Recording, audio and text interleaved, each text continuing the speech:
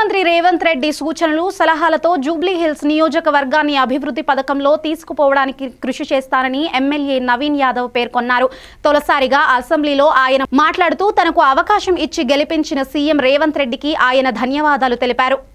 Deputy speaker గారికి, గౌరవ ముఖ్యమంత్రి గారికి, మంత్రులకు, గౌరవ మంత్రులకు, సభ్యులకు, అధికారులందరూ కూడా నమస్కారం.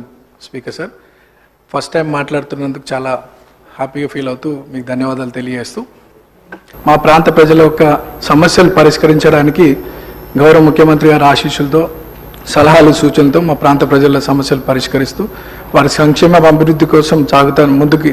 అదే నా లక్ష్యంగా పెట్టుకొని ముందుకు సాగుతానని. అట్లానే మా ప్రాంతంలో కృష్ణానగర్ అనే ఒక ఏరియా ఉంది సార్. దాదాపు 30-40 సంవత్సరాల నుండి అక్కడ వర్షాకాలంలో చాలా వర్షం వల్ల చాలా ఇబ్బందులకు గురవుతున్నారు ప్రజలు. మా మంత్రులు అధికారుల దృష్టికి తీసుకెళ్ళినారు.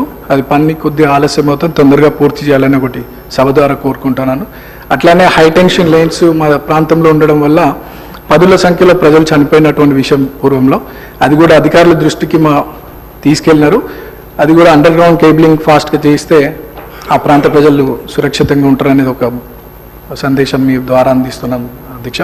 అండ్ చాలామంది పిల్లలు కూడా అక్కడ చదువుకొని 10th తర్వాత ఫైనాన్షియల్ ప్రాబ్లం వల్ల చదువుకోలేని పరిస్థితి. సో అక్కడ ఒక ఇంటర్మీడియట్ అండ్ డిగ్రీ కాలేజ్ కూడా వస్తే బాగుంటుందని ఒక అభిప్రాయం తెలియజేస్తూ నాకు ఈ అవకాశం ఇచ్చిన